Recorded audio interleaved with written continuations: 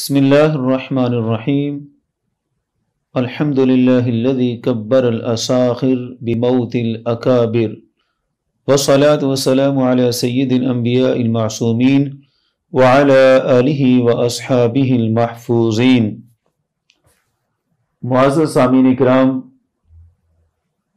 پچھلے چند دنوں سے ارادہ تو کیا تھا کہ چونکہ بات چل رہی ہے ایک مناظرے کی، علمی نشست کی، کہ جس میں بیٹھ کر جانبین سے اہل سنت کے مسلمات پر گفتگو ہوگی اور اہل سنت کے موقف پر ہی فیصلہ کن اور حتمی نتیجہ خیز بحث ہوگی، اسی نیت سے ہم خاموش تھے اور کافی اکابرین تھے جنہوں نے بار بار اصرار کیا کہ کچھ عرصہ خاموشی اختیار کریں تاکہ ایک ایسے ماحول کا سلسلہ بن سکے اور علمی ماحول کے اندر ہی یہ بات کسی نتیجے تک پہنچ سکے۔ لیکن اس دوران جب بھی ہم ارادہ کرتے ہیں کہ خاموش بیٹھ کر اس وقت کا انتظار کریں کہ ایک علمی نشست ہو، علمی مذاکرہ ہو، شاہ صاحب قبلہ عرفان شاہ صاحب کوئی نہ کوئی ایسا شگوفہ چھوڑ دیتے ہیں کہ پھر اس موقع پر چپ رہنا سوائے مداحنت کے کچھ نہ کہلائے گا، اور دین اور مسلک کے لحاظ سے مداحنت کا مظاہرہ کرنا ایسا اللہ کے فضل سے امام جلالی کے تربیت یافتہ لوگوں نے ہرگز نہیں سیکھا۔ کراچی میں جو کانفرنس شاہ صاحب نے کی اس کے کئی پہلو ہیں۔ شاہ صاحب نے رافضیت کی ساری حدیں کراس کر دیں اور اہل سنت کے مسلک پر حملہ کرنے کے لیے یہ ایک بہت بڑا وار کیا شاہ صاحب نے۔ سب سے پہلی بات تو اسی کانفرنس میں حضرت مولا علی رضی اللہ تعالیٰ عنہ کے مقام و مرتبے میں روافض کی طرح کا خلوف کر کے حضرت صدیق اکبر رضی اللہ تعالیٰ عنہ کی افضلیت پر حملہ ہوا، اور بات یہاں تک بھی نہیں رکی بلکہ خود رسول کریم صلی اللہ علیہ وسلم کی ذات اقدس کو بھی اسی کانفرنس میں حضرت مولا علی کا محتاج ثابت کرنے کی کوشش کی گئی۔ یہ جو شاہ صاحب کے جملے ہیں کہ مصطفیٰ صلی اللہ علیہ وسلم کا پورا سسٹم علی کے کندھوں پر کھڑا ہے، ہم اس ہستی کے وکیل اور غلام اور خادم اور نوکر ہیں کہ پورا سسٹم مصطفیٰ کا جس کے کاندھے پر کھڑا ہے اس کا نام علی مولا ہے، جس نے ابو بکر صدیق کی صداقت کا بھرم رکھا، جس نے عمر کی عدالت کا بھرم رکھا، جس نے عثمان کے حیا و سخاوت کا بھرم رکھا، محمد رسول اللہ کے سسٹم کا بھرم رکھا، جس کے کاندھے پر خلفائے راشدین اور خلافت کا بار ہے، اس علی کی عظمت کو سلام پیش کرتا ہوں۔ میں اس کا نوکر ہوں، اس کے بچوں کو بھی نوکر۔ یہ کیا بیان کیا جا رہا تھا؟ یہی تو وہ روافض کا نظریہ ہے کہ رسول کریم صلی اللہ علیہ وسلم کی خوش قسمتی کہ ان کو علی جیسے مل گئے، ورنہ کچھ ہو ہی نہیں سکتا تھا۔ ایسی شر انگیزیاں کل تک تو روافض کے قلعوں سے نکلتی تھیں، آج اہل سنت کے سٹیجوں پر بھی یہ تماشے، اور سچ کھل کر بیان کیوں نہیں کر دیتے؟ اپنا لیبل تبدیل کر کے کریں جو کرنا ہے۔ اعلی حضرت کے مسلک اہل سنت کے لیبل پر یہ کام ہرگز قابل برداشت نہیں ہے، اور اس کو ضرور سارے حضرات نوٹ کریں کہ یہ کوئی عام جملہ نہیں تھا کہ پورا سسٹم مصطفیٰ کا جس کے کاندھے پر کھڑا ہے اس کو مولا علی کہتے ہیں۔ اس میں رسول کریم صلی اللہ علیہ وسلم کی توہین تک کا پہلو موجود ہے کہ نبی کریم صلی اللہ علیہ وسلم کو مولا علی کا محتاج ثابت کرنے کے لیے پورا زور لگایا گیا۔ یہ ہے توہین رسالت جس کے لیے آپ پوسٹیں چڑھاتے پھرتے تھے، اپنی ذات پر نافذ کریں اس کو، اور رسول کریم صلی اللہ علیہ وسلم کی ذات اقدس کا ادب سیکھیں. کوئی رسول کریم صلی اللہ علیہ وسلم کو محتاج نہ سمجھے. نبی کریم صلی اللہ علیہ وسلم کا سسٹم کسی کا محتاج نہیں ہے. سب کو فضیلت، کرامت، عز و شرف، ساری بزرگیاں حاصل ہیں تو رسول کریم صلی اللہ علیہ وسلم کی نسبت سے حاصل ہیں. اپنے تئیں کوئی شخص کسی کمال کا مالک نہیں ہے. سارے کمالات ہمارے آقا صلی اللہ علیہ وسلم نے ہی سب کو عطا فرمائے ہیں. اس میں جو شک کرے گا وہ اپنے ایمان کی خیر منائے. اور پھر اسی کانفرنس میں جناب شاہ صاحب کی تقریر کے دوران بار بار نعرے لگتے رہے. پوری تقریر کے دوران اور پوری کانفرنس میں ایک دفعہ بھی نعرہ تحقیق نہیں لگایا گیا. نعرہ حیدری سے کسی کو انکار نہیں ہے، لیکن آپ کی تو ساری دکانداری ہی نعرہ تحقیق اور حق 4 یار پر چلتی تھی. کہاں گئے وہ اتنے بڑے دعوے؟ کل تک آپ کا موقف کیا تھا؟ کیوں نعرہ تحقیق کے منکرین کے جھرمٹ میں جا کر نعرہ تحقیق کے انکار پر مہر ثبت کی اور یہی روایت کو پروان چڑھایا کہ نعرہ تحقیق کے بغیر ہی اب مسلک چلے گا؟ ایسا نہیں ہوگا. اپنے صاحب کا بیان کو ذرا خود ہی سن لیں. یہ باتیں ہم بعد میں کریں گے. نعرہ تحقیق کی تحقیق پر آپ کیا کیا دلائل دیتے تھے، کیا کیا ثابت کرتے تھے، ایک دفعہ ذرا سنیں. آپ چھوٹی کانفرنسوں میں، جلسوں میں، انفرادی پروگراموں میں اسی طرح نعرہ لگائیں جو جماعت اہل سنت کی کانفرنس میں نعرہ لگتا ہے. اور اس میں ترتیب نعرہ رسالت کے بعد نعرہ تحقیق، اور نعرہ تحقیق کے بعد نعرہ حیدری بے شک آپ لگائیں اکیلا، اور نعرہ غوثیہ بھی لگائیں. نبی پاک نے نعرہ تحقیق مروایا تھا تو وہ سنت ہے. نعرہ حیدری نبی پاک نے مارا ہے، خیبر میں مارا ہے. کسی نے نہیں مارا. ان لفظوں کے ساتھ نعرہ تکبیر بھی کسی نے نہیں مارا. جو کچھ ہم کہتے ہیں یا آپ یہاں آ جائیں آپ سنا لیں. حضرت صاحب آپ ساتھ جاری رکھیں. آپ نہیں جاری کیسے رکھوں؟ اگر آپ کو مجھ پہ اعتراض ہے آپ یہاں آ جائیں میری جگہ، آپ سنا لیں ان کو، آپ سنا لیں، آپ میری جگہ آ جائیں آپ سنا لیں. نہیں کچھ بھی نہیں، یہ کچھ بھی نہیں، کچھ بھی نہیں. عرفان شاہ صاحب کا نعرہ حضور نے لگایا ہے؟ ابھی تو سوال نہ رہتا تحقیق کے ثبوت کا ہو گیا. عرفان شاہ صاحب تک آپ پہنچ گئے. نہیں بات سمجھ آئی؟ جب وہ نعرہ ہی لگائیں گے جو رسول اللہ نے لگایا ہے تو عرفان شاہ کا تو نہیں لگایا آپ نے، پھر آپ نے کیوں لگایا ایسا نعرہ؟ نہیں چھوڑ کیسے دی؟ ہم نے کو پکڑ رکھا ہے. آپ تسی ایڈے چھوڑے کیوں پہ گئے؟ تسی نعرہ دفاع کرنے واسطے آئے ہو؟ اب سنو جملہ میرا. جو کہے نعرہ تحقیق کی کوئی تحقیق نہیں یا ثبوت نہیں، وہ نطفہ حرام ہے. اس کے نطفے بھی کوئی تحقیق نہیں ہے.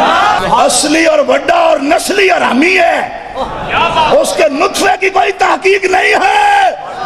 وہ دھوپ چھاؤں کی پیداوار ہے جس کو نعرہ تحقیق کی تحقیق نظر نہیں آتی.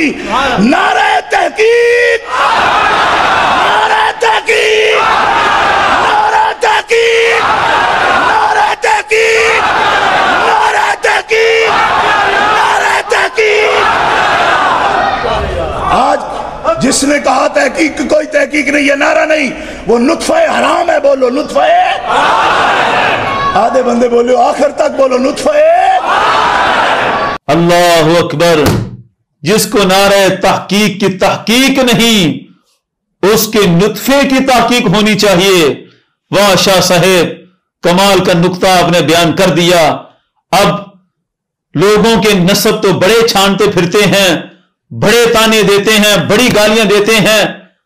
آج اپنے اس سابقہ موقف کو سامنے رکھتے ہوئے، اپنے اس بیان کو سامنے رکھتے ہوئے اگر آپ سچ بول رہے تھے اس وقت، تو آج اپنے آس پاس بیٹھنے والوں کی بھی ذرا تحقیق کریں، ان کے بھی نسب پر وہی گفتگو کر کے دکھائیں، پھر پتہ لگے گا آپ کی جرت نندانہ کا.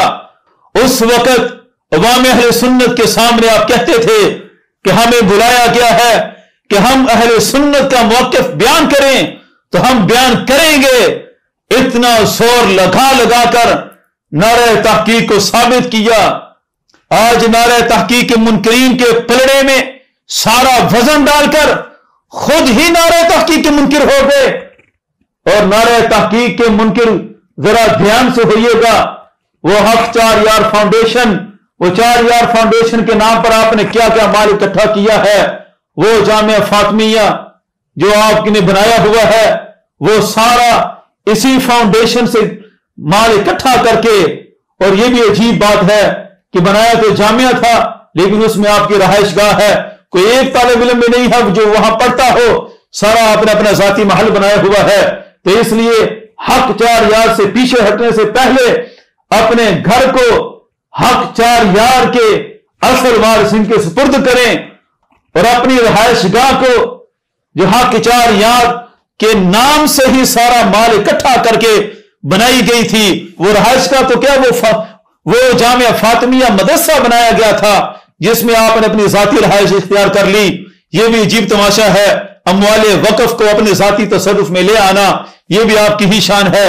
اس لیے نعرہ تحقیق اہل سنت کا موقف ہے، اہل سنت کا عقیدہ ہے.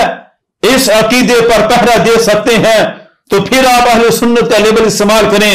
ہمیں تانے دیتے ہیں کہ تم ہمیں رافضیوں کے کھاتے میں ڈال رہے ہو، ہم نہیں ڈال رہے. آپ خود اپنے الفاظ پر غور کریں. کس زمانے میں آپ کہتے تھے کہ ہم اہل سنت کا موقع بیان کرتے ہیں، نعرہ تحقیق کے بغیر آگے نہیں بڑھیں گے، اور آج کس نیت سے آگے بڑھ گئے؟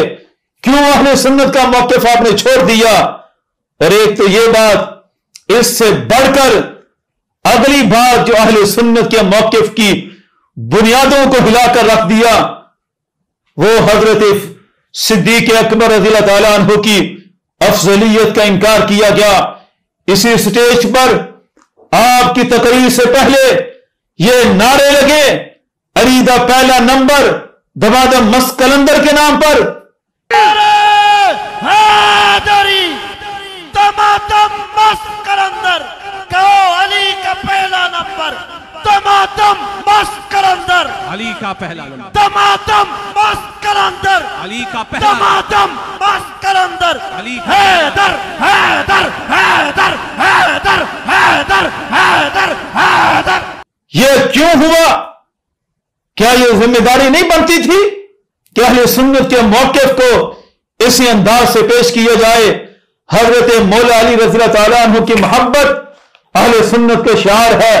حضرت امام ربانی مجدد الفسانی، یہ میرے ہاتھ میں مکتوبات ہے، مکتوبات امام ربانی، آپ بھی فرماتے ہیں، یہ جلد نمبر 2 مکتوب نمبر 36 کے اندر حضرت مجدد الفسانی فرماتے ہیں، پس محبت حضرت امیر شرط تسنن آمد، کہ مولا علی کی محبت ہی اہل سنت ہونے کی شرط ہے.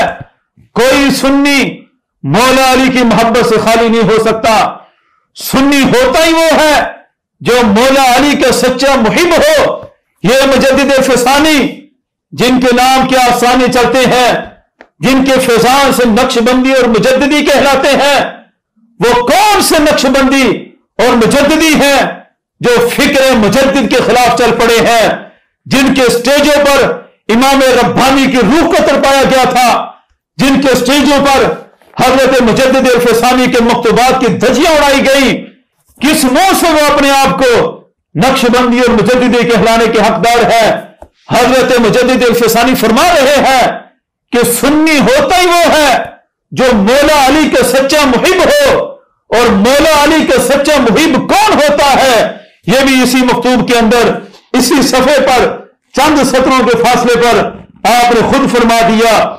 فرماتے ہیں کہ مولا علی کا سچا محب وہ ہے جو تفضیل شیخین کا سچا قائل ہو.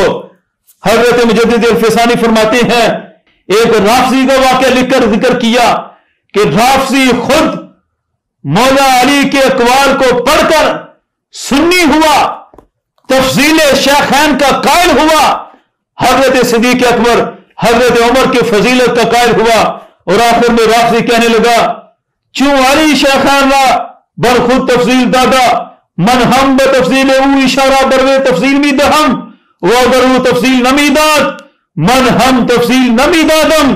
وہ خود کہنے لگا کہ جب مولا علی کی ساری حیات، ساری سیرت، ساری تاریخ پڑھ کر یہ طے ہو گیا کہ مولا علی خود شیخین کو فضیلت دیتے تھے، انہی کو افضل سمجھتے تھے، کہنے لگا لہذا میری بھی ذمہ داری ہے کہ میں بھی حضرت ابو بکر، حضرت عمر کو مولا علی سے افضل سمجھوں۔ اگر وہ تفصیل نہ میداد، اگر مولا علی ہی تفصیل نہ دیتے تو میں بھی تفصیل نہ دیتا۔ کناست کہ من دعوی محبت علی نمائم، کتنا بڑا گناہ ہے کہ میں علی کی محبت کا دعوے دار ہوں، وبا مخالفت کنم، اور مولا علی کی ہی مخالفت کر رہا ہوں۔ یہ ہے مجددی رنگ، یہ ہے مجدد الفسانی کا فیصلہ کہ مولا علی کا سچا محب ہوتا ہی وہ ہے کہ جو شیخین کی فضیلت کا قائل ہو، جس کو ابو بکر و عمر رضی اللہ تعالیٰ عنہ کے مقام و مرتبے کا مکمل ادراک ہو، جو مولا علی سے ان کو افضل سمجھتا ہو، وہی پکا سنی ہوتا ہے۔ شرط تسنن یہ ہے، اور مولا علی رضی اللہ تعالیٰ عنہ نے خود حضرت صدیق اکبر رضی اللہ تعالیٰ عنہ کی فضیلت کو بار بار بیان کیا، اور اسی مکتوب کو ذرا غور سے دیکھیں، مجدد الفسانی نے یہاں پر فرمایا کہ یہ مکتوب میں نے کیوں لکھا؟ خواجہ محمد تقی ان کی طرف لکھا، 3 اہم مسئلے بیان کیے، ان میں سے ایک مسئلہ حقیقت مذہب اہل سنت و جماعت کے طور پر بیان کیا کہ اہل سنت و جماعت کے مذہب کی حقیقت کیا ہے، اہل سنت و جماعت کہتے کسے ہے۔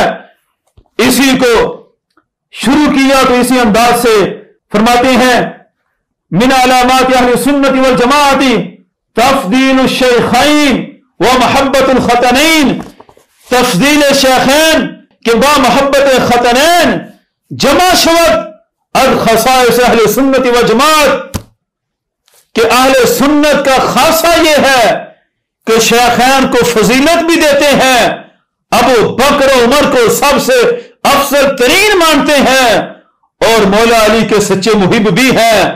یہ ہے حقیقت مذہب اہل سنت۔ آگے فرماتے ہیں، تفضیل شیخین باجماع صحابہ و تابعین ثابت شدہ، چنانچہ نقل کردہ آنا اکابر ائمہ کہ یکی از ایشا امام شافعی و شیخ ابو الحسن اشعری فرمایت کہ تفضیل ابو بکر عمر بر باقی عمر قطعی است۔ یہ مجدد الفسانی، یہ میں چونکہ اختصار اختیار کرتا ہوں، اختصار کے ساتھ یہ مکتوب پڑھنے کی دعوت دیتا ہوں، مجدد الفسانی بار بار فرماتے ہیں کہ ابو بکر عمر رضی اللہ تعالیٰ عنہ کی فضیلت یہ اہل سنت کا قطعی مسئلہ ہے، اس میں جو شک کرے گا اہل سنت سے خارج ہوگا۔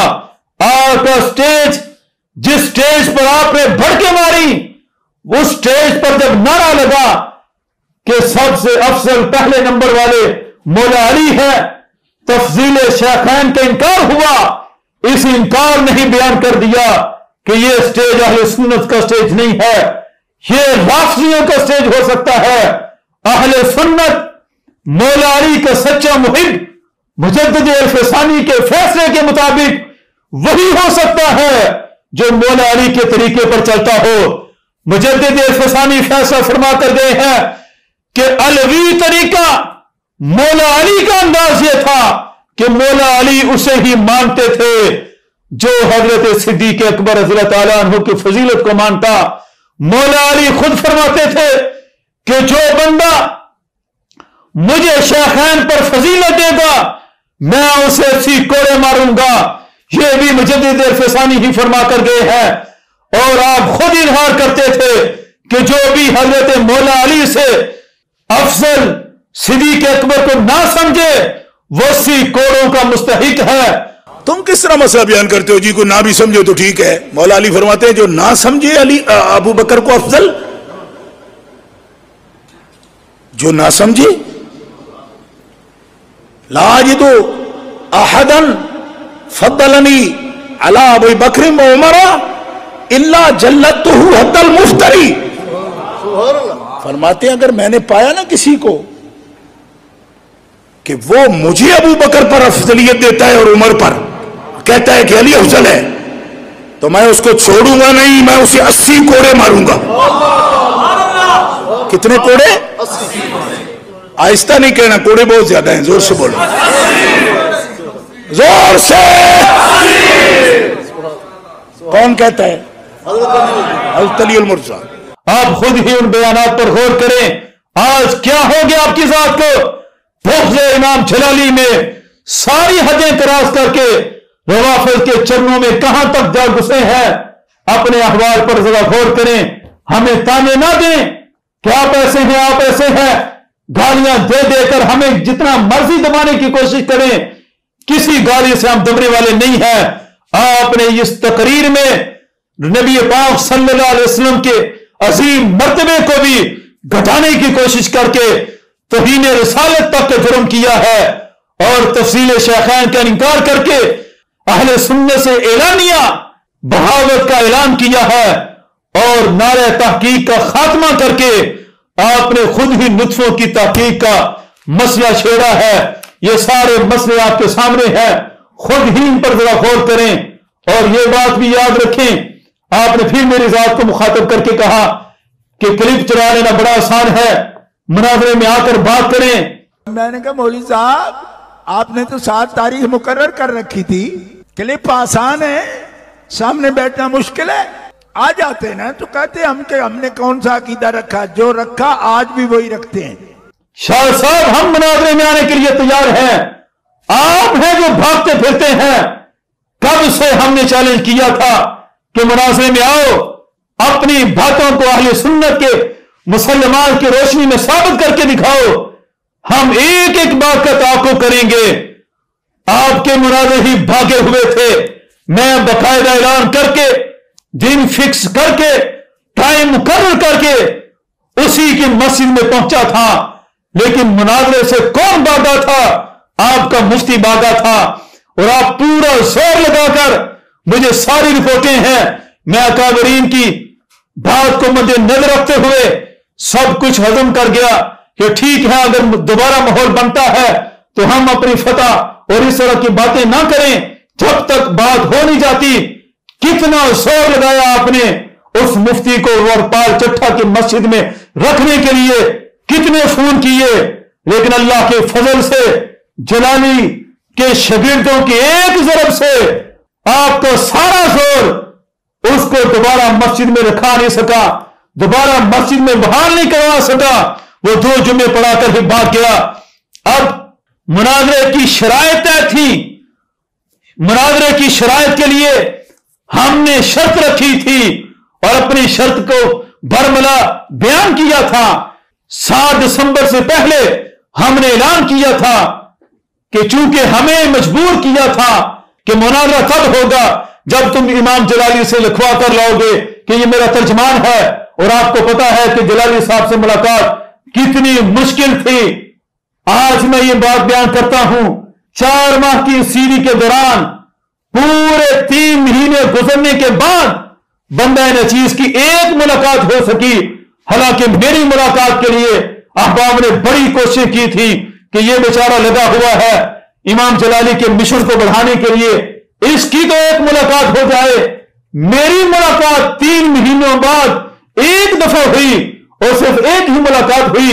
اور آپ تو سمجھے بیٹھے تھے ہم ادھر سے نکلنے نہیں دیں گے, اور ادھر سے ان پر شرط مسلط کرتے ہیں کہ یہ لکھوا کر لائیں تاکہ مناظرہ ہی نہ ہو. بھاگنے کے لیے تو آپ بےتاب تھے, آپ لوگوں نے پورے پر تولے ہوئے تھے, لیکن اللہ کے فضل سے 11ویں شریف کے برکت حضرت غوث اعظم کی عنایات سے امام جلالی تشریف لائے. ہم نے فوراً لکھوا کر شرط پوری کی, اور آپ کے نمائندے, آپ کی تحریک کے بندے منور شاہ صاحب بخاری, انہوں نے بار بار اظہار کیا کہ مسئلہ حل ہونا چاہیے. مسئلے کے حل کے لیے آپ کے دستخط ضروری ہے. جس طرح میرے امام نے مجھے لکھ کر دیا کہ یہ میرا نمائندہ ترجمان ہے, آپ کیوں نہیں لکھ کر دیتے آپ اپنے مفتی کو؟ اسے لکھ کر دیں. اس مفتی کو چادریں تو دے دیتے ہیں, اس مفتی کو ڈالر تو دے دیتے ہیں, اس مفتی کو ہاتھ اٹھا کر سلام تو پیش کر دیتے ہیں, اس مفتی کو 2 حرف بھی لکھ کر دے دیں کہ اس کی فتح شکست میری فتح شکست ہے, मैं मुकम्मल जिम्मेदार हूं। यह मुनाजरा फैसला कुन होगा और इसमें हतमी बहस होगी। अब आप पर लाजिम है कि ये लिख कर दें। जिस हमारे इमाम ने हम पर एतमाद किया, वो तो जेल में बैठकर हम पर एतमाद किए बैठे थे, और आप अपने सामने बिठाकर बार बार तवज्जुहात का मरकज बनाकर फिर भी आपको एतमाद नहीं है। भागते तो आप हैं, राह फरार तो आप इख्तियार करते हैं। आप लिख कर दें, अगले दिन ही मुनव्वर शाह साहब बुखारी वो मुझे तलब करें, बंदा सर की बल चल कर पहुंचेगा, जहां बुलाएंगे वहां जाएगा। बस शर्त यह है कि आप लिख कर दें। आप जिस वक्त अव्वली शर्त लिखेंगे फिर शराइत की नौबत आएगी। 7 दिसंबर को मुनाजरा नहीं था, 7 दिसंबर को शराइत मुनाजरा की बात जारी थी। शराइत मुनाजरा मौकूफ है शर्त अव्वल पर।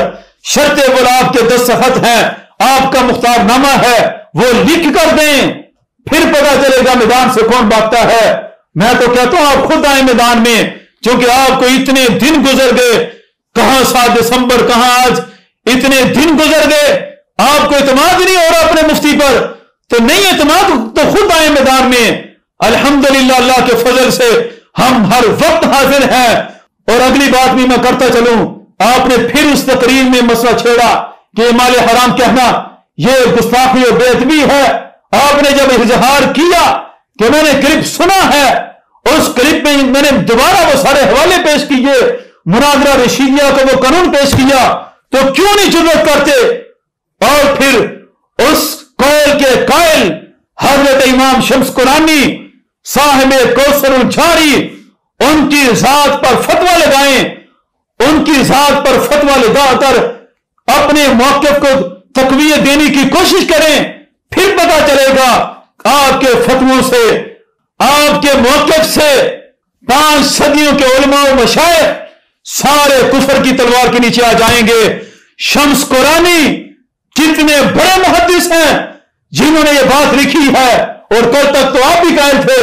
बड़ी चालाकी से आपने अपनी सफाई पेश करने की कोशिश की। कई ला यकून दूलतम बैनल अग़निया मिनकुम, दोनों बातों को समेटने की कोशिश की, पहले मौक़िफ़ और बाद वाले मौक़िफ़ को। चले आप अपनी बात को समेट लें, हमारी बात पर भी आ जाए। हमने जो मौक़िफ़ पेश किया वो साहिब कौसरुल जारी का है। साहिब कौसरुल जारी पर फतवा लगाएं। क्लिप आपने पूरा सुन लिया है, या ये रद्द करें कि अल्लामा शम्स कुरानी साहिब कौसरुल जारी जिन्होंने माले हराम वाली बात की है, वो सुल्तान मोहम्मद अल फातिह के उस्ताद नहीं है। मेरे हवालों का जवाब दें। अगर वो उस्ताद हैं तो उनके बारे में तो सरकार दो आलम सल्लल्लाहु अलैहि वसल्लम को फरमान है, फला नेमल अमीर अमीरुहा वला नेमल जैशु जैशुहा। वो अमीर भी बड़ा अजीम, वो लश्कर भी बड़ा अजीम, जिसकी अजमतों को मेरे आका सल्लल्लाहु अलैहि वसल्लम बयान करके गए हैं। उनकी जात पर कुफर के फतवे हैं आपके, और फिर उनको इमाम सूदी बयान करके गए हैं, इमाम सुखावी बयान करके गए हैं। वो भी कुफर की तलवार के नीचे आ जाएंगे। फिर जिन्होंने इमाम सूदी को सलाम किया आला हजरत तक, उनकी जात पर क्या फतवे आएंगे। ये सारे फतवों का रुख किधर मुड़ेगा। ये सारी खराबी आपके इस कौल से आती है कि आप जो डटे बैठे हैं कि ये कौल तौहीन बेअदबी कुफर है, तो फिर ये कौल अगर कुफर है तो सारी 5 सदियों के उलमा मशाइख पर कुफर की तलवार लटकती नजर आती है। इसलिए शाह साहब याद रखें, हम इमाम जलाली के तरबियत याफ्ता हैं। हम न डरने वाले हैं न झुकने वाले हैं। हम मैदान में आने के लिए तैयार हैं, या खुद आए या अपना मुख्तारनामा लिख कर दें, फिर पता चलेगा मैदान से कौन भागता है। मैं डरा नहीं, मैं झुका नहीं, कहीं छुप छुपा के खड़ा नहीं। जो डटे हुए हैं महाज पर, मुझे उन सफों में तलाश कर।